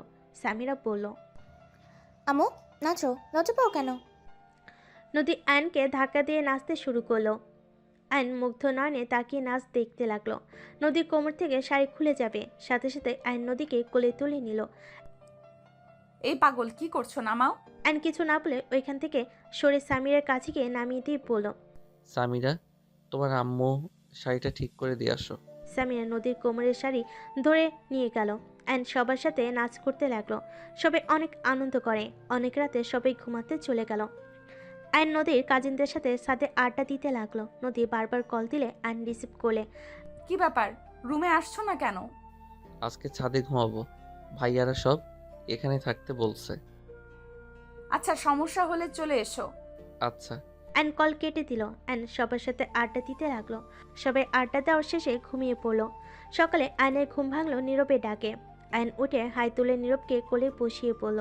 কি বাবু, এত সকালে উঠে পড়েছো? আম্মু নামাজ পড়তে যেতে বললো। আয়ন নীরবকে নিয়ে নিচে চলে গেল। রুমে গিয়ে দেখে সব মেয়ে উঠে পড়েছে। আয়ন ওয়াশরুমে গিয়ে ফ্রেশ হয়ে অজু করে নিল।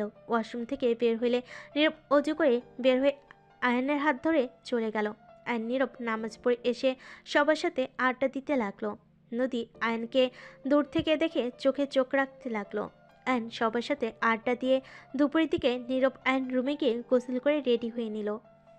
রেডি হয়ে দুজন হাত ধরে নিচে নামতে লাগলো। সবাই আইন আর নীরবকে বলতে লাগলো, মাশাল্লাহ, বাপ ছেলেকে অনেক সুন্দর লাগছে। নীরব কথাটা শুনে বলে, আরে নানু, উনি আমার মামা হয়, আব্বু না তো। নীরবের কথা শুনে রাহেন মিটি হাসতে লাগলো। আইন কিছু বলল না। সামিরা বলে উঠল, আজ থেকে ওনাকে মামা বলবি না। আমি যেমন আব্বু বলি তেমনই আব্বু বলবি। কি আজব বিষয়, একবার আব্বু বলছি তো রেগে গেলে, এখন আমার নিজেই বলতে বলছো। আর আবার আব্বু তো আছে। তোমার যেটা ভালো লাগে ওইটাই বলো। রাহেন নীরবের কথা শুনে মনে মনে অনেক খুশি হলো।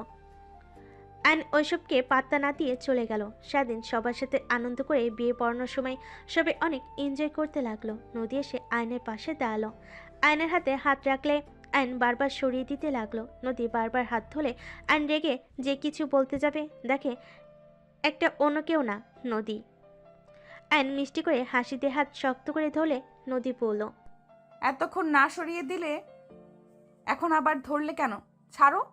আমি কি জানতাম নাকি এটা অন্য কেউ না, আমার বউ? এইভাবে কতজনের হাত ধরছে? সত্যি বলা যাবে না, ওইসব রাখো, বিয়ে পড়ানো দেখো। অ্যান ওইদিকে মনোযোগ দিতে লাগলো। বিয়ে পড়ানো শেষ হয়ে গেলে বিদায় পালা চলে আসলো। বরবউতে বিদায় দিয়ে আয়নরা সবাই সবার থেকে বিদায় নিতে লাগলো। রায়নের সামনে গিয়ে আয়ন বলল, ভাইয়া, আই এম সরি, আপনার গায়ে হাত তুলেছি ছোট হয়ে, আমাকে ক্ষমা করে দিয়েন। আর ভাবি আপনাকে অনেক ভালোবাসে, ভাবিকে বোঝার চেষ্টা করেন, জীবনে অনেক সুখী হতে পারবেন। নিজেকে সবসময় বড় ভাবেন না, মাঝে মাঝে অন্যের খুশির জন্য ছোট হওয়ার মাঝে সুখ আছে, একবার নিজেকে পরিবর্তন করে দেখতে পারেন। যাই হোক, ভালো থাকবেন, আল্লাহ হাফেজ। অ্যান কথাটা বলে চলে গেল। অ্যান সবার থেকে বিদায় নিয়ে গাড়িতে উঠে বলল, রায়ন নীরব সামিরের কাছে আসলে ওরা যেতে না চাইলে আইন বলল, সামিরা নীরব আব্বুর কাছে যাও, দেখো উনি তোমাদের জন্মদাতা পিতা, উনি যেমন হোক উনি তোমার বাবা, এটাই সত্যি। বাবা মাকে সম্মান করাই হলো সন্তানদের কর্তব্য, যাও। আয়নের কথা শুনে সামিরা নীরব একবার আয়নের দিকে তাকিয়ে রায়হানের কাছে গেল। রায়ন ওদের জড়িয়ে ধরে আদর করতে লাগলো। রায়ন আয়নের কাছে এসে ওদের দুই হাত আয়নের হাতে দিয়ে বলল, তুমি আমার ছোট হয়ে আমাকে অনেক কিছু শিখিয়ে দিয়েছো। তুমি সত্যি বলছো, জন্ম দিলে বাবা হওয়া যায় না। আয়ান আমার দুই সন্তানকে আমি ঠিকভাবে ভালোবাসতে পারি নাই। তোমার হাতে ওদের তুলে দিলাম, ওদের কখনোই কষ্ট দিও না। আমি তো ভালো রাখতে পারলাম না, তুমি ভালো রেখো। আর নদী, আমাকে ক্ষমা করে দিও। রায়হানের এমন পরিবর্তন দেখে সবাই হাঁ হয়ে তাকিয়ে থাকলো। আয়ন ওদের হাত নিয়ে বলে, চিন্তা করবেন না, আর আমি একা কেন ওদের দেখব, আপনিও তো আছেন, আপনি ওদের আসল বাবা। আপনার ভালোবাসা আর আমার ভালোবাসার ভিতরে অনেক পার্থক্য আছে। আমি যত ভালোবাসি না কেন, ওদের মনে আপনার জন্য অপূর্ণতা থেকে যাবে। আর হ্যাঁ, ভাবিকে ভালো রাখেন, দয়া করে আর এই রকম মায়ের দিবেন না। নীরব, সামিরা, গাড়িতে ওঠো। আয়নের কথা শুনে রায়হান ওর স্ত্রীকে এক হাত দিয়ে জড়িয়ে নিয়ে বলল, কখনোই দিব না, নিজেকে পরিবর্তন করার চেষ্টা করব। আমাদের দেরি হয়ে যাচ্ছে। নদীর কথা মতো গাড়ি ছেড়ে দিল। নীরব সামিরা ওর আব্বুকে টাটা দিল। নীরব আয়নকে জড়িয়ে ধরে বলল, মামা। বলো। তুমি অনেক ভালো মামা। মানুষের মধ্যে ভালো খারাপ মিলে থাকে বাবু। আমি যে একেবারে ভালো তাও না, আবার একেবারে খারাপ তাও না, তাই এত আমাকে ভালো বলতে হবে না। আমি অত কিছু জানি না, ভালো মানে ভালো। ওকে বাবা, মেনে নিলাম, আমি ভালো, এবার তো খুশি। দুজন হেসে দিল। গাড়ি বাস কাউন্টারে থামিয়ে দিল।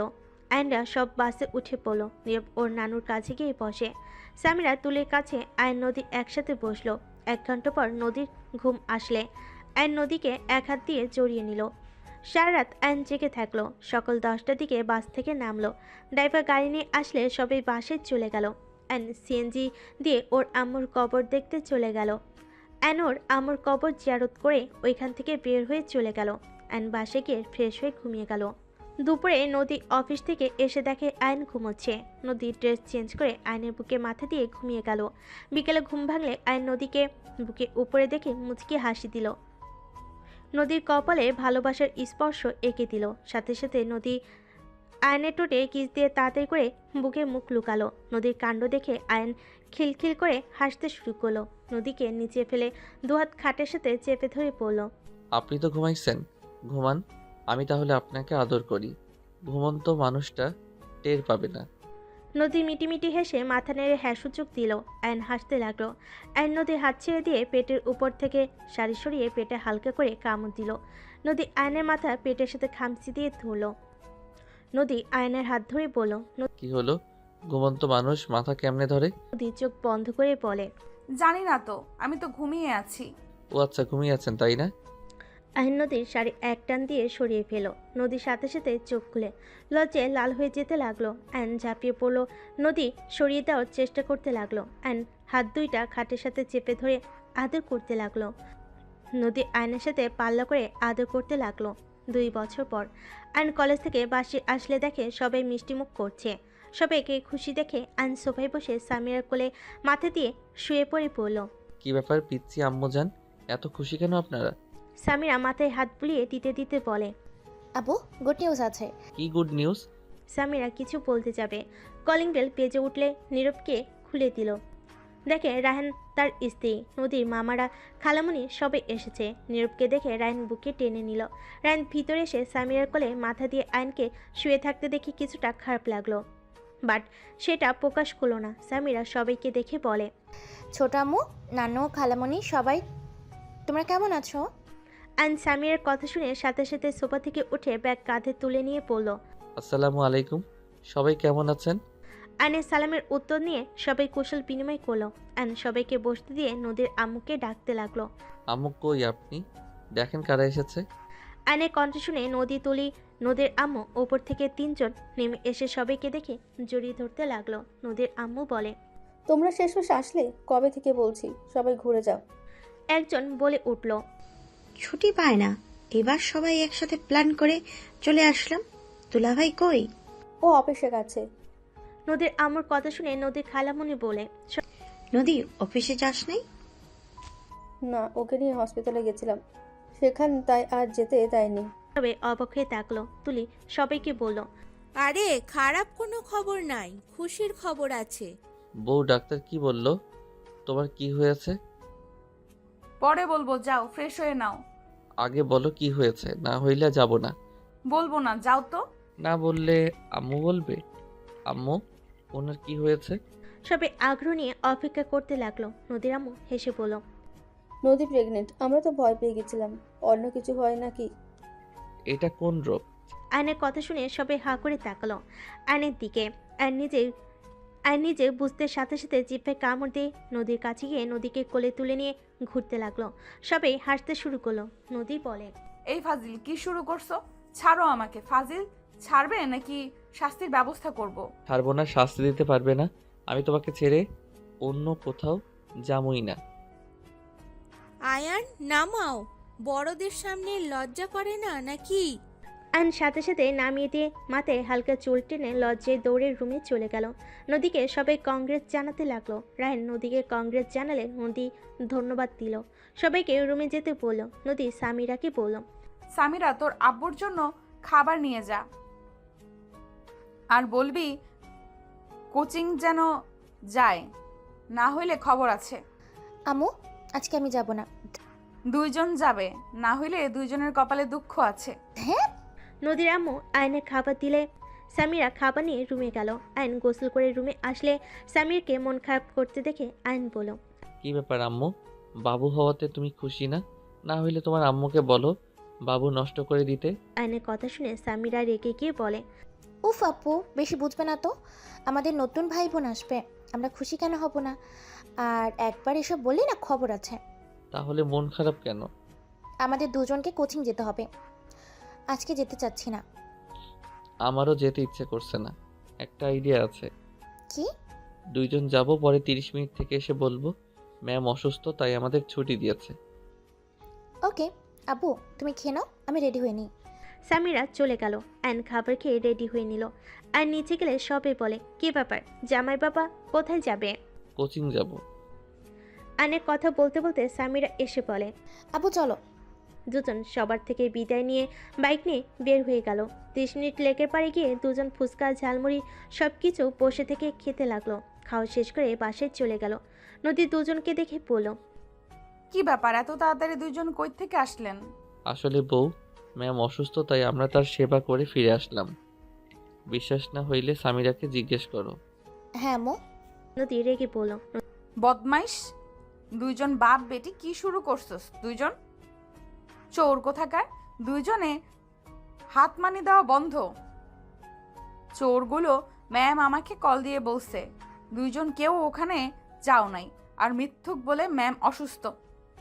তোদের দুইজনকে কি যে করব। নদী উঠতে যাবে অ্যান্ড সামিরাকে বলল।